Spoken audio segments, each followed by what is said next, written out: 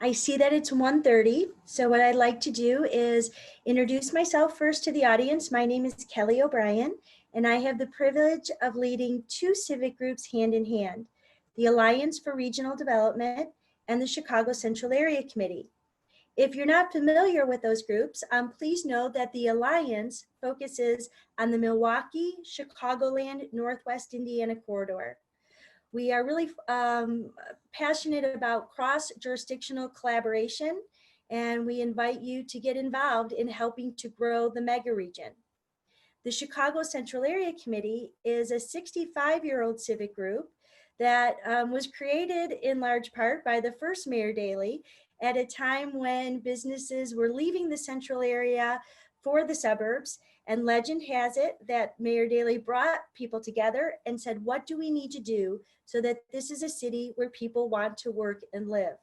So CCAC has a long legacy, the organization and its members, of being a part of putting together the plans that have really positioned the city to be the global destination that it is today. CCAC is a member-based, invitation-only organization. And if you're interested, please do email me, and I'd love to talk to you about how you can get involved. We really do appreciate everybody taking the time to be a part of today's discussion. Please note that at the bottom of your screen, there is a Q&A button. Anytime throughout the presentation, feel free to send a question, and I'll do my best to relay that to our speaker today.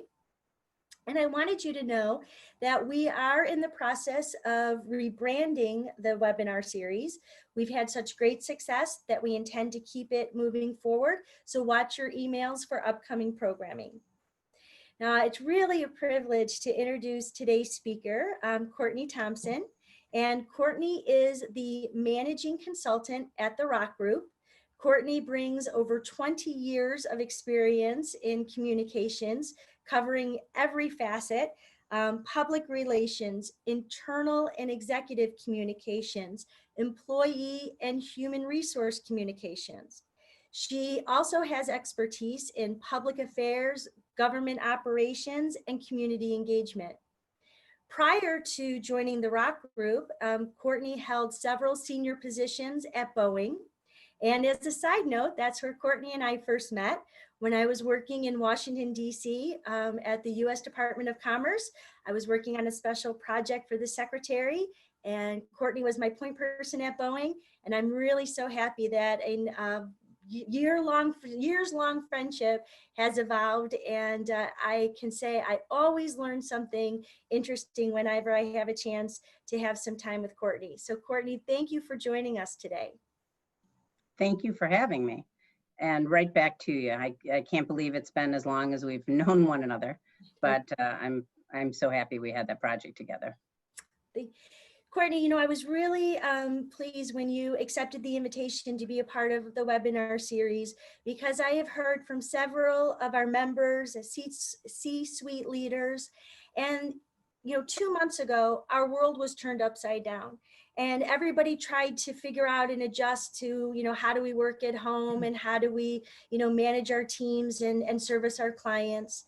And we're really now at the precipice of another big change as we start to reopen, deal with the virus, we don't know really what's next.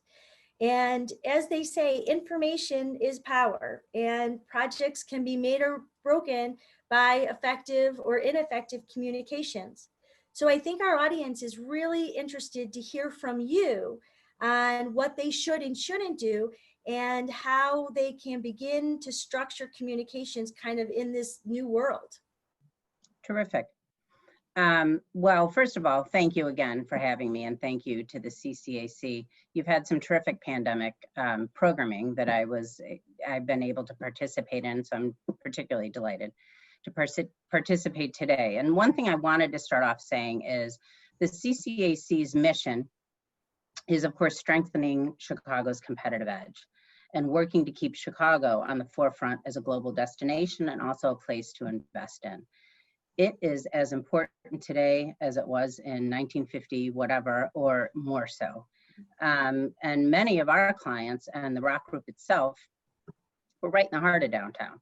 and returning to work and creating a new workplace normal is top of mind for all of us.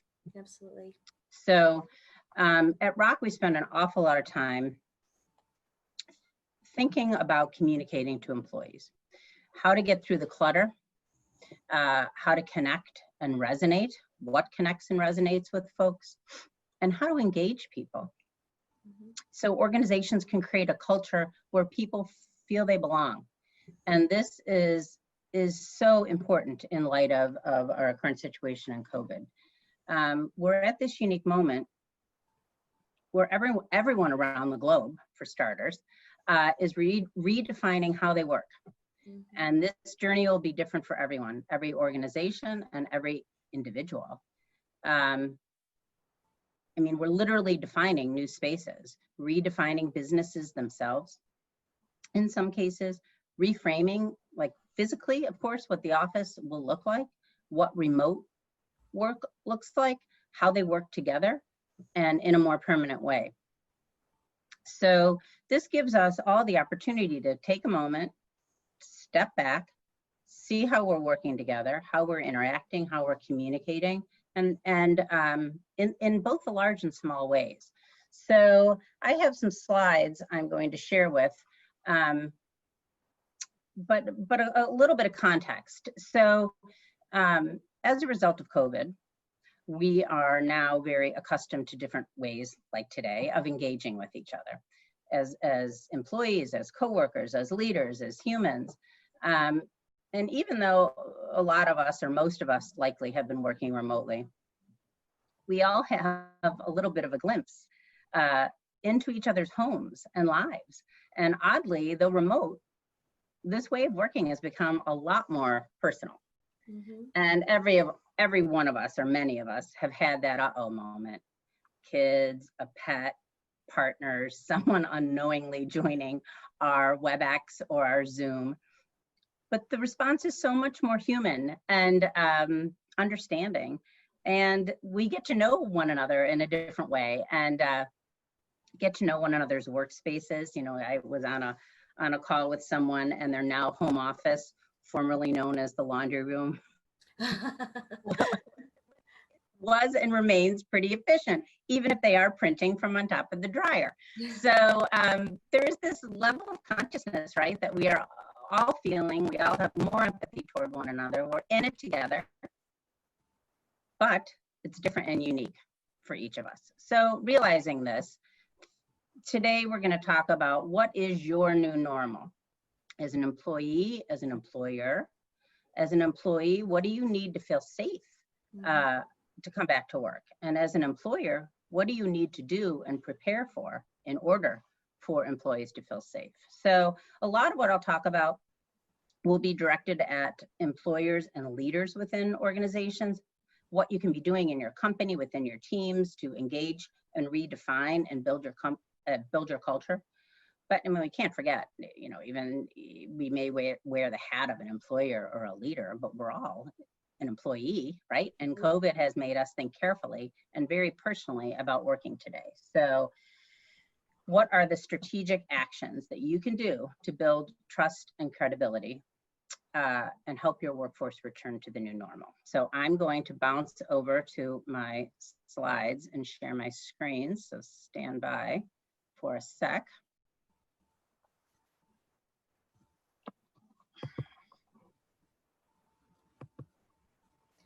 Well, and Courtney, I just want to reinforce, you know, how important it is, and in terms of being able to kind of put best practices in place now that can be nimble enough that no matter kind of what we face from day to day, week to week, month to month, that there are, I think, things that will stand the test of time. And hopefully today's discussion will allow people to understand if their company, you know, has been doing these things, and if they haven't, you know, maybe they should give some strong consideration to what they can do to kind of up the notch here. Exactly. So I'm going to start and leave you with 5 strategic workforce communications actions. Oh, shoot, shucks, hold on. This is what I'm talking about. And here they are. How to create your new normal, how to build new trusted voices, how to position medical experts, how to be fresh and creative in your communications, and then a little bit about the volume of communications. So the post-COVID environment is an environment where employment concerns are really different than pre-COVID. So in a pre-COVID world, employers were concerned about hiring the best talent than retaining that talent. Today, there's a new dynamic in the workplace and the relationship between the employer and employee. If you think about the relationship, some people talk about it as an employee value proposition. It's a combination of opportunity, community, and security. So employees came to a job because of the opportunity, they stayed because of the community, and felt secure in their positions, especially because that was the race for talent. We're seeing a change to the rise of the importance of security today. People need to feel safe in more ways than ever before. And the war for talent became the war for jobs overnight. So how to create communications that will help create an environment where people feel secure. Okay, advancing here, but there's a little bit of a delay. Oh, shucks. Kelly, hang on here, everyone. Naturally, my computer has frozen, but I'm going to keep talking and we'll get to the next slide. Here we go. When we get to the next slide. So we are looking at a period where workforce strategies will be front and center and critical. So this is not business as usual, understanding needs and differences, what you need as an employer, what employees need. One thing to think about and do first and foremost is put employees first. Make your engagement with employees employee-centric. For instance, think about creating an employee health safety council to gather ideas, plan and create solutions, create and maintain an ongoing dialogue, and continue to talk about it in all your communications. So you're working together to create a safe environment, literally safe for people's health, of course, but also safe in terms of the level of comfortableness sharing concerns. Employee involvement is just critical here. I mean, we've got a lot to do now in this new normal, depending on the protocols you want to, or you will have in your workplace, complying with masks, social distancing, health screening, which also means some data sharing, personal data sharing about your health, which is different than before. So as you define your new normal, employees will need to be supportive. And I think folks need to be realistic and open about that. There are so many factors at play, and this will be an iterative journey and process. There'll be certainly new protocols in buildings. Getting to and from your offices will be different, will look and feel different than before. And likely most companies are going to have new policies like commuting or vacation use or time away for child or elder care. These changes may require training and will require clear communications. You know, Courtney, if I could just interrupt for a second before we move on. You mentioned the idea of having an employee safety council. Mm-hmm. Can you expand on that a little? And in terms of kind of what's the right number of people and who should be a part of this council? Yep, great question. A few things. I think the number of, you need a working group, right? So as you know, we've all been in the indecision by committees when they get too large and nothing gets done. So I need, depending on the size and structure and culture of your organization, you need whatever is appropriate in terms of a workable group. So I think that lends itself to not too large. I think you're going to want to have a mix. Of course, you'll need to have representatives of every type of employee so you can voice and raise all the different concerns, I think, and we'll talk about this on another slide, but certainly if you have medical expertise, a medical staffer on your team, or medical experts through your health and wellness benefits, you'll want to have that representation on the team as well. Does that answer your question? Yes, ma'am. Okay. So the second thing I think folks will want to do is think about your voices. And what I mean with this slide is getting out there with your voices. So reposition your CEO or position your CEO. Use more than one voice and showcase your leadership. This is an opportunity to build trust and security in your full C-suite and a lot of different leaders. You should also, as we were just saying, signify the importance of this situation by dedicating special teams or special resources and attention. Right from the top, you could assign a leader who will deal with and probably sit and lead this team, employee safety council, someone that will be dealing with the issues related to returning to work as #1 top priority. You really want to listen and engage in a way that I think is, even more so than we're all used to doing. And it's really important because you want to equip all your leaders with information so they can help people understand, new protocols, why they're in place, why what's being done is being done. And I think one thing we don't want to forget is, at any point in time, of course, but I think especially now, is the importance of leading with your heart, which isn't necessarily something we all talk about in the workplace, but we're humans and we're wired to respond emotionally, first and foremost. So listen and demonstrate empathy and put yourself in your own shoes because you are an employee in this situation. So one thing I wanted to talk about here is, some of you may be familiar with the annual Edelman Trust Barometer. Kelly, I know you are. It was recently adjusted for 2020. And it tells us a few really important things. One is, as we were saying a moment ago, a strong demand for expert voices, actual experts. Voices like medical professionals, experts in your company benefits, who can talk to employees about what benefits are available to them. And medical professionals who can help you instill protocols that are appropriate for the environment you work in. So now is the time, though, for businesses to show widely and externally how they're stepping up, exactly what they're doing, and have big amplified voices talking about it, or we could be in a situation where they may face new regulations if they don't. So this is the time for the CEOs to be out in front with employees and with the public. Because what we know from the Trust Barometer is that CEOs in general rank last in trusted voices with the public, which is a notable drop. But individual CEOs talking about how they're caring for employees, how they're caring for customers, this is your opportunity to shine. So this is also an opportunity to think about new ways to communicate, right? New vehicles, new platforms, a new style, a fresh format. Build on what you're currently doing and adapt it for today. Do a quick review, easy to do, or a quick audit of your recent communications and maybe get some informal reaction or feedback. Think about what's worked and think about a refresh.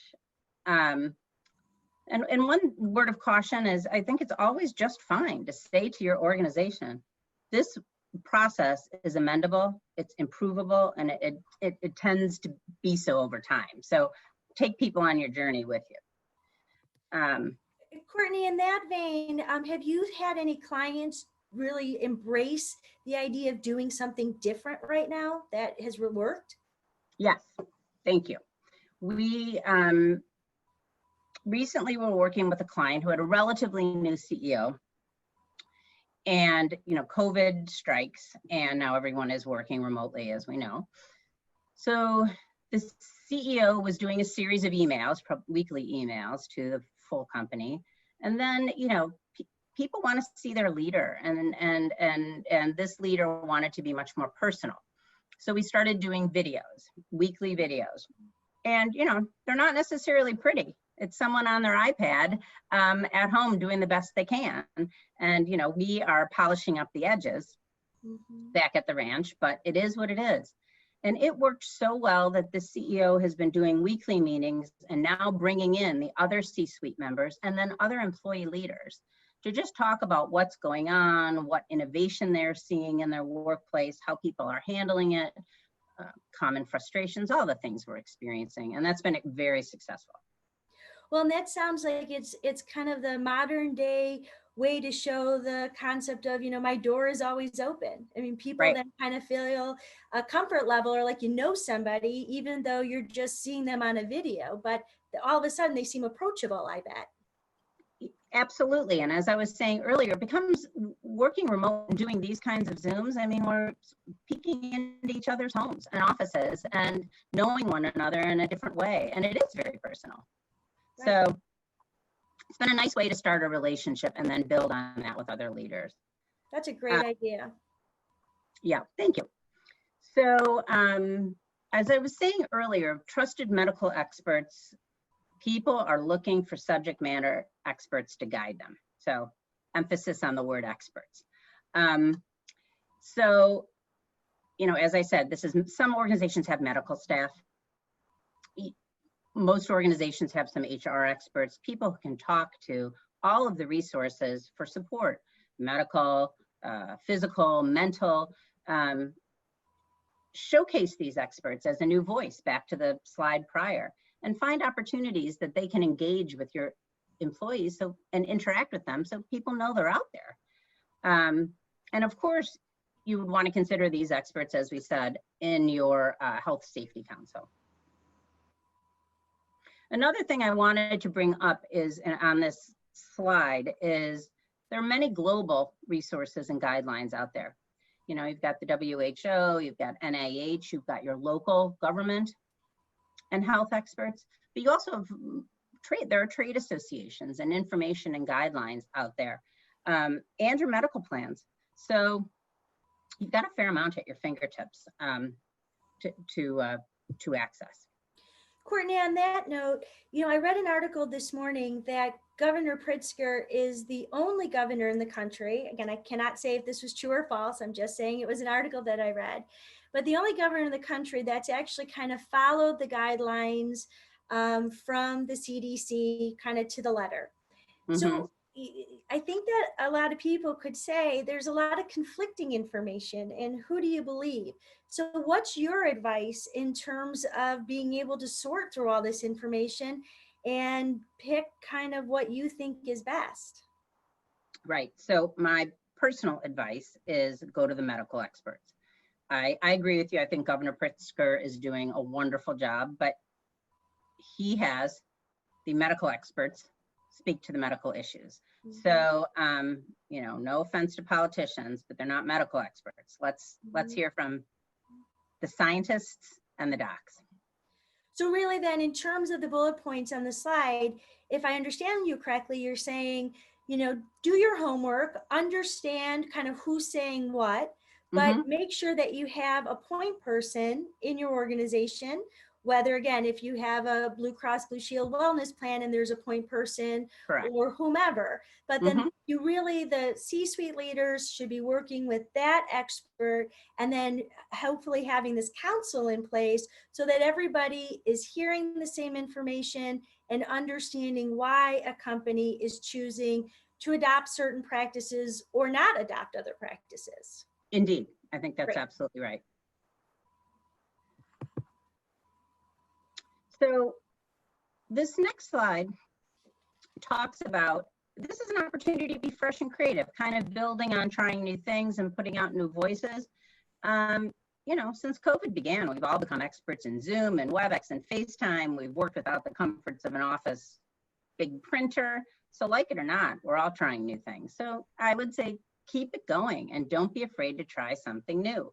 Now is an opportunity to fix or change and improve perhaps what you already know didn't work. And again, it is not a bad thing to formally set aside, here's the next couple of months, we're going to be trying a couple new things.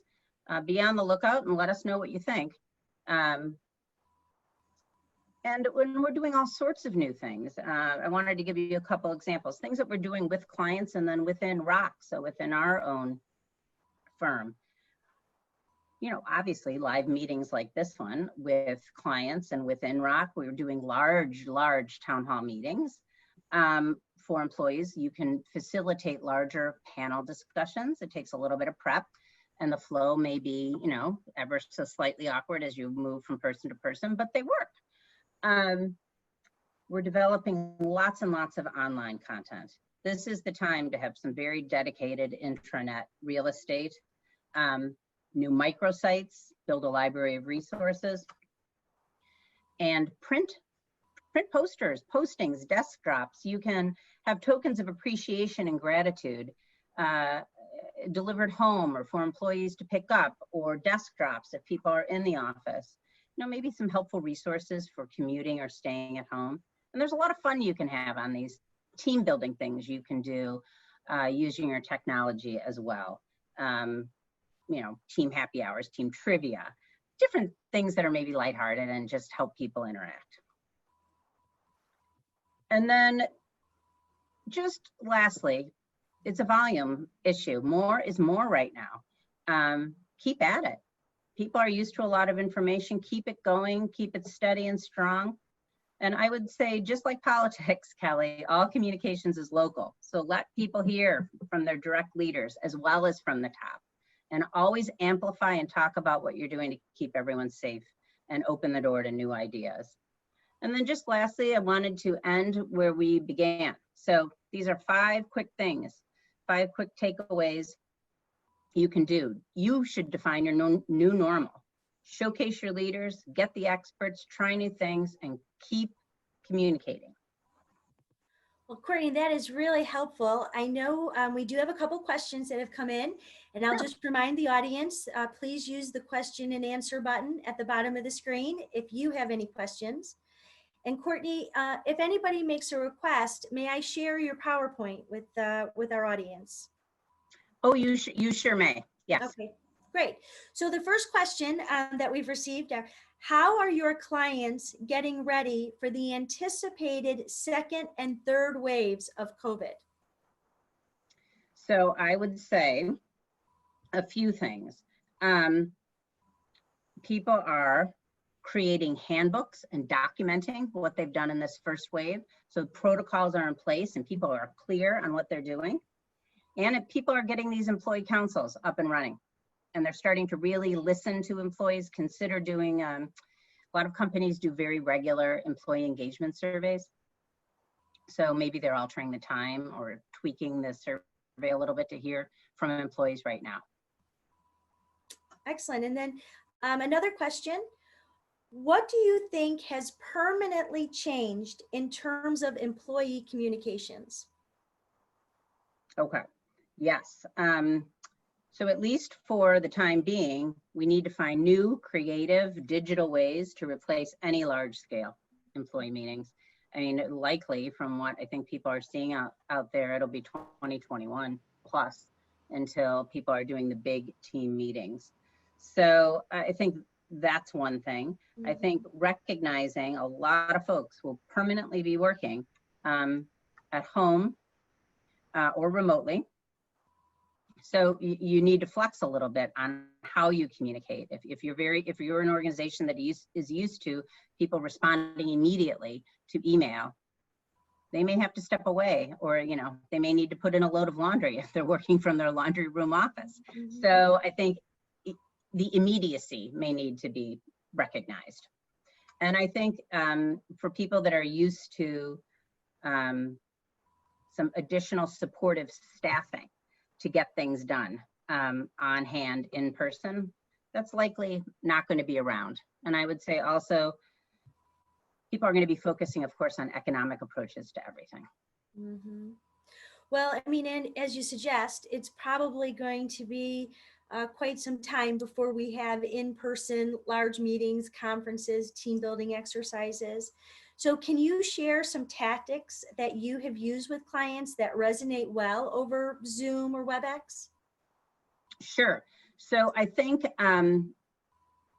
in Zoom, I would really recommend that folks understand how to use the chat element of Zoom, because that's a great way to get a big group of people and have everyone be able to express their ideas. It's a great way to do a brainstorm. So that's something that we've seen a lot of. And I think some folks are doing some very creative things, like doing a very fun, lighthearted employee trivia game, let's say. And you can break folks into teams and so forth. You can use the breakout capability on Zoom.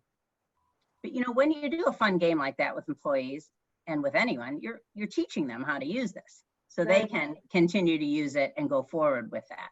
So I would say that's one thing to think about as well. You could, you don't need to tell anyone they're going to school. They can go to a party Courtney, and have a little fun. Yeah, that's excellent. I mean, it really resonates with me because I was not a big Zoom user before we kicked off this webinar series, and you kind of learn as you go. So that is excellent advice. Yeah, I think that's number one. Everyone will be more facile with technology. Right. So we only have time for one more question. The question reads, COVID shows we don't know what we don't know. How can we help employees understand we don't have all the answers? I think you have to remind people we are doing our best. Here is how. This is where you need to be clear. Here is how we are doing our best, by engaging experts and by engaging you. But you are right. If we all had a crystal ball for everything in life, for that matter, wouldn't that be terrific? But I think we just don't know what we don't know. And I think that's absolute transparency and reminder of that is really the only way to go.